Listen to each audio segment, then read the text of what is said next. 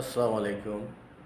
সেনাপ্রধান প্রধান বিচারপতির সাথে দেখা করেছেন এবং কথা বলেছেন। কি কথা হয়েছে সেটা প্রচার মাধ্যমে না এলেও ধারণা করা হচ্ছে যে যেহেতু তত্ত্বাবধায়ক সরকার ব্যবস্থা আদালতে এটা কায়েম হয়ে গেছে, আদালত তার পক্ষে রায় দিয়েছে, কাজেই তত্ত্বাবধায়ক সরকার গঠিত হতে কোনো বাধা নেই। তার প্রেক্ষিতে ধারণা করা হচ্ছে বর্তমান সেনাপ্রধানের মেয়াদ যেহেতু প্রায় শেষের পথে, তাই তিনি তত্ত্বাবধায়ক সরকারের প্রধান হতে পারেন বলে রাজনীতিতে একটি গুঞ্জন, একটি আলোচনা এই মুহূর্তে ব্যাপকভাবে চলছে।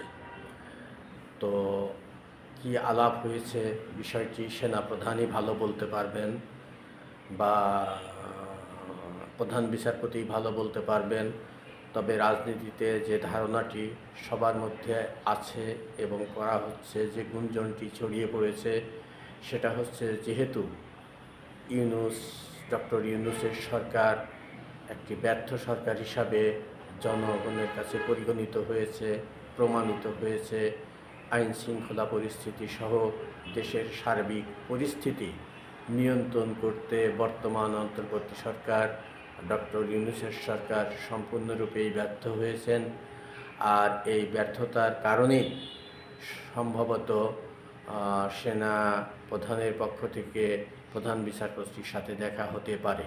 দ্বিতীয় অপশনটি হচ্ছে, যেহেতু 15 জন সেনা অফিসারকে, ঊর্ধ্বতন সেনা অফিসারকে সেনা হেফাজতে নেওয়া হয়েছে, একজন পলাতক বলে সেনা সদর দপ্তর থেকে জানানো হয়েছে এবং আরও কিছু সেনা কর্মকর্তার নামে ওয়ারেন্ট বা গ্রেপ্তারি পরোয়ানা রয়েছে।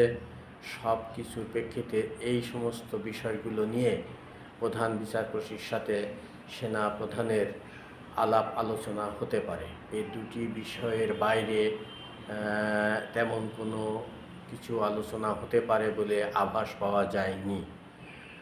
তবে এটা ঠিক যে বর্তমান সরকারের অধীনে একটি ভালো নির্বাচন, একটি উদাহরণমূলক সৃষ্টি করা নির্বাচন, একটা ঐতিহাসিক নির্বাচন বা বিশ্বজনীন নির্বাচন অনুষ্ঠিত হওয়া সম্ভব নয়, সেটা নানা কাজে নানাভাবে প্রমাণিত হয়েছে।